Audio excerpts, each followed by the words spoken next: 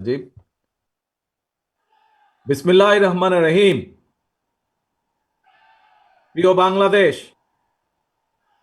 আমার সামনে উপস্থিত ভবিষ্যৎ বাংলাদেশ, বাংলাদেশের ভবিষ্যৎ প্রিয় তরুণ প্রজন্ম, আপনারাই আগামীর বাংলাদেশ।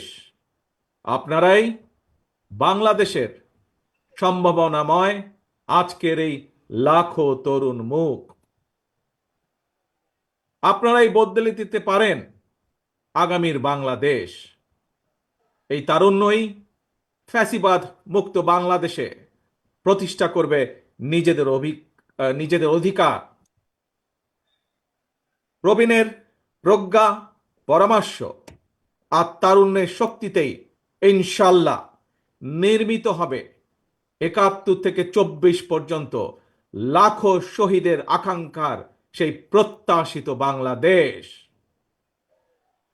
আজকের এই তারুণ্যের সমাবেশের সভাপতি জনাব আব্দুল মোনায়েন মুন্না, উপস্থিত বাংলাদেশ জাতীয়তাবাদী দলের স্থায়ী কমিটির সম্মানিত সদস্যবৃন্দ, বিএনপির কেন্দ্রীয় এবং অঙ্গ সহযোগী সংগঠনের নেতৃবৃন্দ, এই সমাবেশে উপস্থিত বিভিন্ন শ্রেণী পেশা বিশিষ্টজন, বিশিষ্ট ব্যক্তিবর্গ, সমাবেশে অংশগ্রহণকারী লাখো লাখো মানুষ, আপনারা আমার সালাম গ্রহণ করুন। আসসালাম আলাইকুম।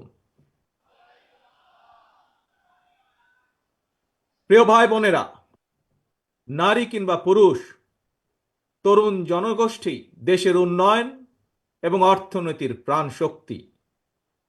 তারুণ্যের শক্তি আর নারী শক্তিকে কর্ম পরিকল্পনার বাইরে রেখে কখনোই একটি রাষ্ট্র এগিয়ে যেতে পারে না। এবং তাই তরুণ জনগোষ্ঠীকে প্রাধান্য দিয়ে তরুণ জনগোষ্ঠীর আশা আকাঙ্ক্ষাকে ধারণ করে বিএনপি আগামী দিনের সকল কর্ম পরিকল্পনা গ্রহণ করছে, কাজ করছে, প্রস্তুতি নিচ্ছে। দেশের তরুণ জনগোষ্ঠীর কাছে বিএনপির কর্ম পরিকল্পনা তুলে ধরার লক্ষ্যে আপনারা দেখেছেন গত ১ মাসে সারা দেশের বিভাগীয় শহরগুলোতে তারুণ্যের সমাবেশ অনুষ্ঠিত হয়েছে। একই সাথে যেদিন সমাবেশ অনুষ্ঠিত হয়েছে তার আগের দিন ভিন্ন মত এবং ভিন্ন শ্রেণী পেশার তারুণ্যের প্রতিনিধিদের নিয়ে অনুষ্ঠিত হয়েছে সেমিনার। তারা তাদের মতামত তুলে ধরেছেন কিভাবে এই দেশকে আমরা সামনে এগিয়ে নিয়ে যেতে পারি। আজ তারই অংশ হিসাবে ঢাকা বিভাগের তারুণ্যের সমাবেশ অনুষ্ঠিত হচ্ছে। উপস্থিত সমাবেশ গ্লোবালাইজেশনের এই সময় মানুষের আকাঙ্ক্ষা এখন আর স্বপ্ন দেখার মধ্যে সীমাবদ্ধ নয়। এখন সকলের সামনে সম্ভাবনার সকল দ্বার উন্মুক্ত। এই সম্ভাবনার বাস্তবায়ন ঘটিয়ে বাংলাদেশকে সমৃদ্ধি এবং সাফল্যের দিকে এগিয়ে নিয়ে যেতেই হবে আমাদেরকে। আর কথামালার রাজনীতি নয়, বিএনপির আগামী দিনের রাজনীতি নিরাপদ কর্ম পরিবেশ এবং নতুন কর্মসংস্থান সৃষ্টির রাজনীতি। আর কথামালার রাজনীতি নয়, এখন বাস্তবায়ন আর দৃষ্টান্ত স্থাপনের রাজনীতি। তরুণ প্রজন্মের প্রিয় ভাই বোনেরা, সুজলা সুফলা আমাদের এই প্রিয় মাতৃভূমি বাংলাদেশ অত্যন্ত জনবহুল। তবে আমরা যদি ডেমোগ্রাফিক ডিভিডেন্ড বিবেচনায় নেই, তাহলে আমরা দেখতে পাব দেশের এই বহুল জনসংখ্যাকে যদি জনসম্পদে রূপান্তর করতে পারি, তাহলে এই জনসংখ্যাই হতে পারে দেশের উন্নয়নের সবচেয়ে বড় নিয়ামক। এবং তাই দেশের কর্মক্ষম জনসংখ্যাকে জনসম্পদে রূপান্তর করতে আমরা অগ্রাধিকার নির্ধারণ করেছি কয়েকটি। জনগণের জীবন মানের উন্নয়ন, নারী পুরুষ সবার জন্য নৈতিক মূল্যবোধ কর্মসূচি, কর্মমুখী শিক্ষা ব্যবস্থা, গ্রামীণ উন্নয়নে তথ্য প্রযুক্তির সর্বোচ্চ ব্যবহার, ক্ষুদ্র ও কুটির শিল্পের বিকাশ, দক্ষতা বাড়াতে ব্যাপক প্রশিক্ষণ কর্মসূচি চালু, কর্মসংস্থানের সুযোগ সৃষ্টি এবং জনশক্তি রফতানি, এমন কয়েকটি বিষয় অগ্রাধিকার তালিকায় রেখেই একটি জ্ঞান ভিত্তিক উন্নত এবং নিরাপদ মানবিক বাংলাদেশ গঠনের লক্ষ্যে বিএনপি স্বল্প এবং দীর্ঘ মেয়াদী পরিকল্পনা নিয়েছে, যার উপরে আমরা কাজ করছি। প্রিয় ভাই বোনেরা, বাংলাদেশে প্রায় 4 কোটির মতন পরিবার রয়েছে। এই পরিবারগুলোর মধ্য থেকে প্রথম পর্যায়ে কম বেশি 50 লক্ষ গ্রামীণ দরিদ্র পরিবারের জন্য আমরা ফ্যামিলি কার্ড চালুর পরিকল্পনা করছি। মা কিংবা স্ত্রী অর্থাৎ পরিবারের নারী প্রধানের নামে ফ্যামিলি কার্ডটিকে ইস্যু করা হবে। প্রান্তিক এই পরিবারগুলোকে প্রতি মাসে রাষ্ট্রীয়ভাবে আর্থিক কিংবা প্রয়োজনীয় খাদ্য সহায়তা প্রদানের আওতায় আনা হবে। আমরা আশা করি সময়ের সাথে এর মাধ্যমে পরিবার এবং সমাজে একদিকে নারীর অর্থনৈতিক ক্ষমতায়ন ঘটবে, অপরদিকে পরিবারগুলোর সামনে ধীরে ধীরে স্বাবলম্বী হয়ে ওঠার সুযোগ তৈরি হবে। প্রিয় ভাই বোনেরা, কৃষকদের জন্য ফার্মার্স কার্ড চালু করার আমাদের অন্যতম প্রধান অগ্রাধিকার। একটি নীতিমালার আওতায় কৃষকদের নামে ইস্যু করতে হবে ফার্মার্স কার্ড। এই ফার্মার্স কার্ডে জমির পরিমাণ, দাগ নম্বর সহ প্রয়োজনীয় সব তথ্য থাকবে। কৃষক এবং কৃষি নির্ভর বাংলাদেশে কৃষি খাতে বর্তমানে শ্রমশক্তির পরিমাণ কম বেশি প্রায় 3.5 কোটির মতন। এদের মধ্যে যেমন বর্গাদার চাষি কিংবা ভূমিহীন কৃষক রয়েছেন, তেমনি অনেক কৃষকের নামে নির্দিষ্ট পরিমাণ কিছু জমিও রয়েছে। যেসব বর্গা চাষি কিংবা কৃষক তাদের নামে থাকা জমিতে বছরে একাধিক ফসল ফলাতে গিয়ে আর্থিক সংকটে পড়েন, এমন কৃষকদেরকে কমপক্ষে একটি ফলনের সম্পূর্ণ খরচ রাষ্ট্রীয়ভাবে দেওয়ার পরিকল্পনা আমরা করছি। উৎপাদনের জন্য ফার্মার্স কার্ডের মাধ্যমে এভাবেই সরকারি সহায়তা পেলে উৎপাদন যেমন একদিকে বাড়বে, তেমনি কোনো কৃষি জমি অনাবাদি থাকবে না এবং একই সাথে ভূমিহীন কৃষকদের জন্য কর্মসংস্থান সৃষ্টি হবে। প্রিয় সমাবেশ, ব্যক্তি, পরিবার এবং দেশের উন্নয়নের জন্য অবশ্যই বেকারত্ব একটি বড় সমস্যা। জনগণের রায় বিএনপি রাষ্ট্র পরিচালনার দায়িত্ব পেলে সরকার গঠন করার প্রথম দিন থেকেই বিভিন্ন সেক্টর ভিত্তিক কর্মসংস্থান সৃষ্টির পরিকল্পনা বাস্তবায়ন হবে। বিএনপির প্রথম এবং প্রধান অগ্রাধিকার হবে এটি। এই জন্য দেশে বিদেশে কর্মসংস্থান সৃষ্টির খাতগুলোকে চিহ্নিত করার কাজ এরই ভেতরে আমরা হাতে নিয়েছি। প্রিয় ভাই বোনেরা, বর্তমান বিশ্ব তথ্য প্রযুক্তির বিশ্ব। এই সময় বিশ্ব বাজারের সঙ্গে দক্ষতা এবং যোগ্যতার প্রতিযোগিতায় টিকে থাকতে হলে অবশ্যই তথ্য প্রযুক্তি এবং কারিগরি শিক্ষায় দক্ষতা অর্জনের কোনোই বিকল্প নেই এবং সে কারণে আমরা একটি নির্দিষ্ট বয়স থেকে তরুণ প্রজন্মকে নৈতিক এবং কর্মমুখী শিক্ষায় প্রশিক্ষিত করে গড়ে তুলতে চাই। বিদ্যমান যে একাডেমিক সিলেবাস, এর পাশাপাশি স্কুল কলেজ পর্যায় থেকে আমরা আইসিটি এবং কারিগরি শিক্ষা প্রবর্তন করতে চাই। একই সাথে আমরা বর্তমানে মনে করি যে বর্তমানে স্পোর্টস এখন আর শুধু শারীরিক ব্যায়াম কিংবা বিনোদনের বিষয় নয়। সুতরাং এই স্পোর্টসকে একটি পেশা হিসাবে প্রতিষ্ঠিত করার লক্ষ্যে ক্রীড়াকে আমরা শিক্ষা ক্যারিকুলামের অন্তর্ভুক্ত করতে চাই। প্রিয় উপস্থিতি, বর্তমান বিশ্বে সাফল্যের প্রতিযোগিতায় যদি টিকে থাকতে হয় তাহলে বহুমুখী প্রতিভার বিকাশ ঘটাতে হবে। শিক্ষার্থীদেরকে একদিকে ভাষা শেখা যেরকম জরুরি, বর্তমানে আমরা স্কুল কলেজে সাধারণত বাংলা ইংরেজি শেখার সুযোগ পায়। তবে এর পাশাপাশি আমরা যদি আরও কিছু ভাষা যেমন আরবি, ম্যান্ডারিন, জার্মান, ফ্রেঞ্চ সহ এ ধরনের বহুল প্রচলিত একটি তৃতীয় ভাষা এবং যদি সম্ভব হয় তাহলে চতুর্থ ভাষা হিসেবে আরেকটি ভাষা শিখাতে পারি, তাহলে আমি ব্যক্তিগতভাবে বিশ্বাস করি বাংলাদেশের ভবিষ্যৎ সন্তানদের জন্য বিশ্ব বাজার উন্মুক্ত হয়ে পড়বে। একই সাথে প্রিয় উপস্থিতি, আগ্রহী যুবশক্তিকে যুব সম্পদে পরিণত করার জন্য সরকারি উদ্যোগে বিদেশি ভাষার উপরে 3 মাস থেকে 1 বছরের কোর্স আমরা চালু করতে চাই। দেশে যাতে বহু ভাষা শেখা যায় এজন্য আমরা বহু ভাষা শিক্ষক নিয়োগ করতে চাই, যার মাধ্যমে আমরা বেকার সমস্যারও অথবা কর্মসংস্থানেরও ব্যবস্থা করতে পারব। এর বাইরে সরকারি ব্যবস্থাপনায় আমরা plumbing, electrician, mechanics, dental hygienist কিংবা মেডিকেল টেকনিশিয়ানের মতন স্বল্পমেয়াদী ট্রেনিং কোর্সও করেও দক্ষ জনশক্তি গড়ে তোলার পরিকল্পনাগুলো হাতে নিয়েছি, যা এরই মধ্যে আমরা কাজগুলোকে এগিয়ে নিয়ে যাচ্ছি ধীরে ধীরে। তরুণ প্রজন্মের প্রিয় ভাই বোনেরা, আপনারা সবাই বিশ্বব্যাপী অনলাইন কেনাকাটা সম্পর্কে জানেন। অনলাইন ভিত্তিক জায়ান্ট প্রতিষ্ঠান আমাজন, ইবে কিংবা আলিবাবার মতন বিশ্ববিখ্যাত ই কমার্স প্ল্যাটফর্মের জন্য হাজারো পণ্যের চাহিদা রয়েছে। এইসব প্ল্যাটফর্মের সঙ্গে সংশ্লিষ্ট অনেকের সঙ্গে আমি ব্যক্তিগতভাবে কথা বলেছি।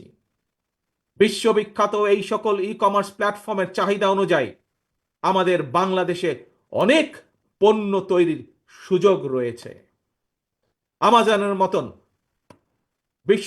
বৈশ্বিক অনলাইন প্ল্যাটফর্মকে সামনে রেখে আমরা আমাদের দেশে ক্ষুদ্র এবং মাঝারি শিল্পের উৎপাদন বাড়ানোর সুযোগ গ্রহণ করতে পারি, সুযোগ আমরা তৈরি করতে পারি, সুযোগ আমরা নিতে পারি।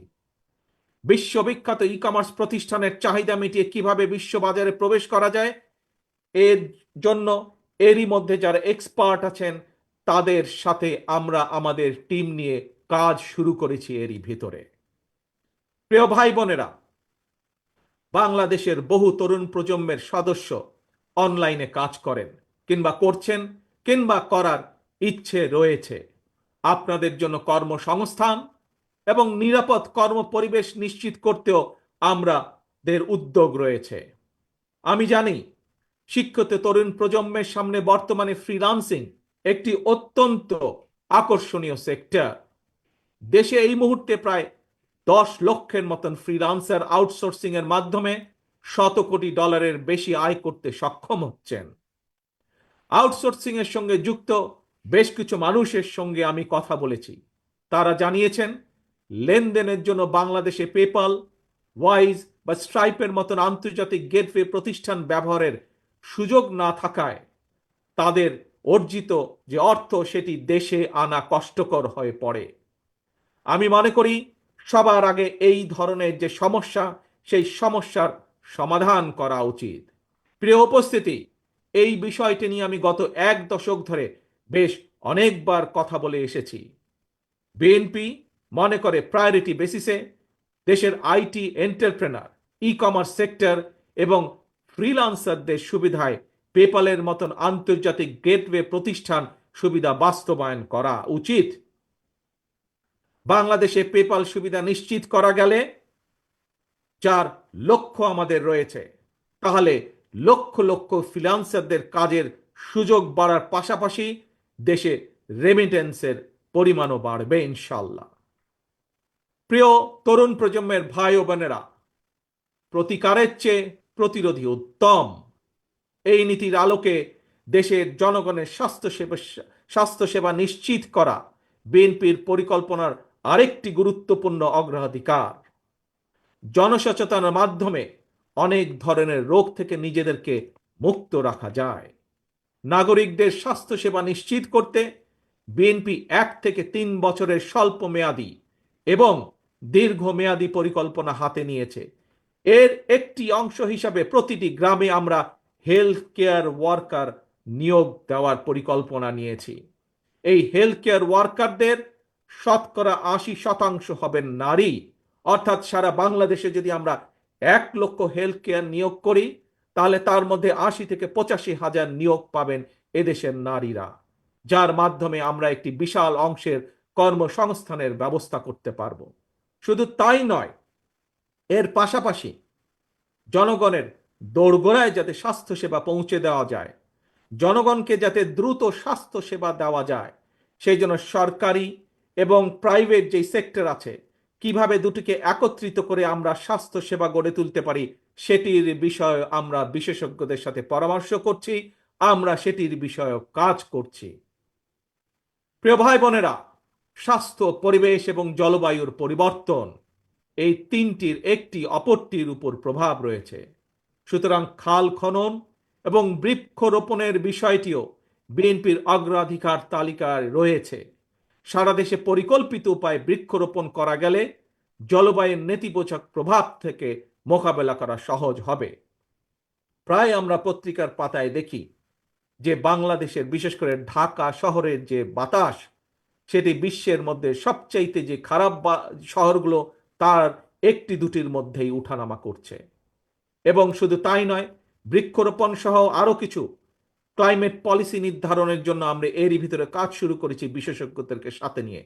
আমাদের লক্ষ্য থাকবে একটি নির্বাচিত সরকারের মেয়াদ যখন 5 বছর, 5 বছরের পরে 5 বছরের ভেতরে 25 থেকে প্রায় 30 কোটি বৃক্ষ রোপণ করা, এবং একই সাথে লক্ষ্য থাকবে সামগ্রিকভাবে দেশের যে তাপমাত্রা সেটি 2 থেকে চেষ্টা করা 3 ডিগ্রি পর্যন্ত কমিয়ে নিয়ে আসা।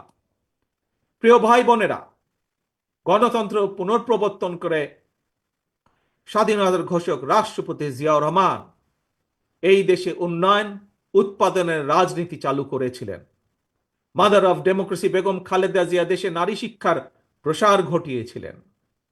দেশ এবং জনগণের উন্নয়নে বিশেষ করে তরুণ জনগোষ্ঠীকে প্রাধান্য দিয়ে সেজন্য বিএনপিও আগামী দিনের পরিকল্পনা গ্রহণ করছে। তরুণ প্রজন্মের প্রিয় ভাই বোনেরা, জনগণই বিএনপির সকল রাজনৈতিক ক্ষমতার উৎস। তাই আমরা সরকারে না থাকলেও একটি দায়িত্বশীল গণতান্ত্রিক রাজনৈতিক দল হিসাবে তরুণ প্রজন্মের সামনে দেশ এবং জনগণের উন্নয়নে বিএনপির নেওয়া যে বিস্তারিত কর্ম পরিকল্পনা, তার কয়েকটি অগ্রাধিকার কর্মসূচি আজ সংক্ষেপে আপনাদের সামনে আমি তুলে ধরলাম। প্রিয় ভাই বোনেরা, আগামী জাতীয় নির্বাচনে বিএনপি ইনশাল্লাহ জনগণের রায় রাষ্ট্র পরিচালনার সুযোগ পেলে দেশ এবং জনগণের উন্নয়নে পর্যায়ক্রমিকভাবে দলের গৃহীত পরিকল্পনাগুলো বাস্তবায়ন করবে ইনশাল্লাহ। তবে যে কোনো দলের তাদের কর্মসূচি বাস্তবায়ন করতে হলে দরকার একটি জবাবদিহিমূলক সরকার, দরকার একটি নির্বাচিত সরকার। তবে আগামী জাতীয় নির্বাচন অনুষ্ঠান নিয়ে মনে হয় এরই ভিতরে টালবাহানা শুরু হয়েছে বা চলছে। কথিত অল্প সংস্কার আর বেশি সংস্কারের অভিনব শর্তের আবর্তে ঘুরপাক খাচ্ছে আগামী জাতীয় নির্বাচনের ভবিষ্যৎ। এরই ভিতরে জনগণ বিশ্বাস করতে শুরু করেছে সংস্কার নিয়ে সময় ক্ষেপণের আড়ালে অন্তর্বর্তীকালীন সরকারের ভেতরে এবং বাইরে কারো কারো মনে হয় কিছু ভিন্ন উদ্দেশ্য রয়েছে। প্রিয় সমাবেশ, পলাতক স্বৈরাচারের সময় আমরা দেখেছি তারা কিভাবে আদালতকে অবজ্ঞা করেছে, আদালতের রায়কে অবজ্ঞা করেছে। অত্যন্ত দুঃখের সাথে বলতে হয়, পলাতক স্বৈরাচারের পরে যেই সরকারের কাছে দেশের মানুষ আশা করেছিল যে আইনের প্রতি সম্মান থাকবে, আমরা দেখেছি আদালতের রায়ের প্রতি সম্মান না দেখিয়ে যারা ইশরাক হোসেনকে ঢাকা দক্ষিণের মেয়রের দায়িত্ব গ্রহণে বাধা সৃষ্টি করেছে, সেই স্বৈরাচারের সেই একই যে ঘটনা সেটির পুনরাবৃত্তি আমরা দেখতে পাচ্ছি। প্রিয় সমাবেশ, আপনাদের কাছে আমার আজকে জিজ্ঞাসা, যারা আইনের প্রতি শ্রদ্ধা দেখায় না, যারা আদালতের নির্দেশকে অবজ্ঞা করে, তাদের কাছ থেকে আমরা কতটুকু সংস্কার আশা করতে পারি। প্রিয় সমাবেশ, আমি প্রায় একটি কথা বলি, পুঁথিগত সংস্কারের চেয়ে ব্যক্তি মানসিকতার সংস্কার অনেক বেশি জরুরি। নর্থ কোরিয়ার সংবিধানে লেখা রয়েছে Democratic People's Republic of North Korea. সুতরাং কি লেখা আছে তার চেয়েও বেশি যেটি জরুরি তা হলো মেনে চলা। ইশরাকের ক্ষমতা গ্রহণ বা ইশরাকের শপথ গ্রহণে বাধা সৃষ্টি করে আজ আমরা আবারও স্বৈরাচারী মানসিকতার বহিঃপ্রকাশ দেখতে পাচ্ছি। প্রিয় তরুণ প্রজন্মের ভাই বোনেরা, নিরপেক্ষতা এবং বিশ্বাসযোগ্যতাই কিন্তু অন্তর্বর্তীকালীন সরকারের প্রধান পুঁজি। তাই তাদের প্রতি আমাদের আহ্বান থাকবে, তাদের প্রতি আমাদের পরামর্শ থাকবে। জনগণের বিশ্বাস, ভালোবাসা নষ্ট হয় অন্তর্বর্তীকালীন সরকারের এমন কোনো পদক্ষেপ নেওয়া ঠিক হবে না। একই সাথে অন্তর্বর্তীকালীন সরকারের প্রতি আবারও আহ্বান জানিয়ে বলতে চাই, গণতান্ত্রিক আমি জনগণ এবং গণতন্ত্রের পক্ষের রাজনৈতিক দলগুলোকে দয়া করে প্রতিপক্ষ বানাবেন না। যদি আপনাদের কেউ রাষ্ট্র পরিচালনায় থাকতে চায় তাহলে সরকার থেকে পদত্যাগ করে জনগণের কাতারে আসুন, নির্বাচন করুন। যদি ভবিষ্যতে নির্বাচনে জনগণের রায় পান তাহলে আবার সরকারের দায়িত্ব গ্রহণ করুন। প্রিয় তরুণ প্রজন্মের ভাই বোনেরা, গত ১.৫ দশকে ভোটার তালিকায় প্রায় ৩.৫ কোটি ভোটার সংযুক্ত হয়েছেন, নতুন ভোটার সংযুক্ত হয়েছেন। এই নতুন ভোটাররা আজ পর্যন্ত একটি জাতীয় নির্বাচনেও ভোট দিয়ে তাদের নিজের পছন্দের প্রার্থীকে জনপ্রতিনিধি নির্বাচিত করার সুযোগ পায়নি। পতিত পরাজিত পলাতক স্বৈরাচারের কাছে মানুষের অধিকার প্রতিষ্ঠা কিংবা নির্বাচন কোনো গুরুত্বপূর্ণ কিছু ছিল না।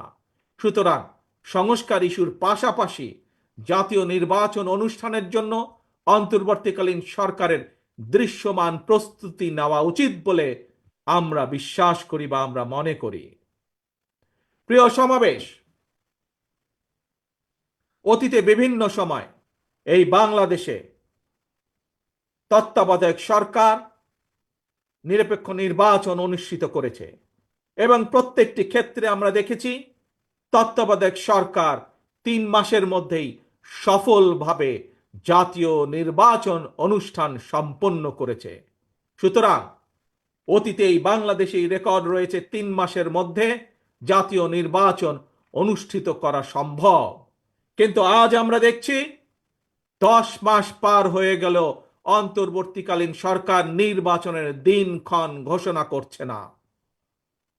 আমরা ফ্যাসিবাদ মুক্ত বাংলাদেশে জনগণের সরাসরি ভোটে জনগণের কাছে জবাবদিহিমূলক, জনগণের কাছে দায়বদ্ধ একটি সরকার দ্রুত দেখতে চায়। অন্তর্বর্তীকালীন সরকারের প্রতি আহ্বান, আগামী ডিসেম্বরের মধ্যেই জাতীয় নির্বাচন অনুষ্ঠিত হতে হবে। আবারও আমরা বলতে চাই, আগামী ডিসেম্বরের মধ্যেও জাতীয় নির্বাচন অনুষ্ঠিত হবে। নতুন প্রজন্মের প্রিয় ভাই বোনেরা, আজকের এই সমাবেশ, প্রিয় দেশবাসী, আগামী ডিসেম্বরের মধ্যে আপনারা জাতীয় নির্বাচন অনুষ্ঠান যাতে অনুষ্ঠিত হয় তার প্রস্তুতি নিতে শুরু করুন। কারা রাষ্ট্র পরিচালনা করবে, কারা আপনাদের প্রতিনিধি হবে, জাতীয় নির্বাচনে আপনারা ভোট দিয়ে আপনাদের সেই প্রতিনিধিকে আপনারা নির্বাচিত করবেন। প্রিয় সমাবেশ, শহীদ রাষ্ট্রপতি জিয়ার সৈনিক দেশনেত্রী বেগম খালেদা জিয়ার কর্মীদের প্রতি আহ্বান জানিয়ে বলতে চাই, আপনারা জনগণের কাছে যান, তাদের প্রত্যাশা জানার চেষ্টা করুন, তাদের প্রত্যাশা বোঝার চেষ্টা করুন, জনগণের মন জয় করুন। কারণ জনগণই বিএনপির সকল রাজনৈতিক ক্ষমতার উৎস। প্রিয় দেশবাসী, প্রিয় সমাবেশ, প্রিয় ভাই বোনেরা, এবার আমি আপনাদের সামনে একটি ছোট্ট স্লোগান তুলে ধরতে চাই। মন দিয়ে দয়া করে সবাই শুনবেন। প্রথমে আমি স্লোগানটি বলবো, মন দিয়ে শুনবেন। তারপরে দ্বিতীয়বার আবারও আমি বলবো, তখন দয়া করে সকলে আমার সামনে স্লোগানটি আপনারা একই সাথে বলবেন।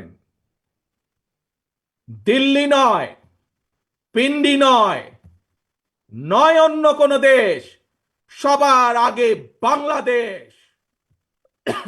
প্রিয় সমাবেশ বলুন, প্রিয় দেশবাসী বলুন, দিল্লি নয়, পিন্ডি নয়, নয় অন্য কোনো দেশ, সবার আগে বাংলাদেশ। আল্লাহ হাফেজ। বাংলাদেশ জিন্দাবাদ। বাংলাদেশ জাতীয়তাবাদী দল জিন্দাবাদ।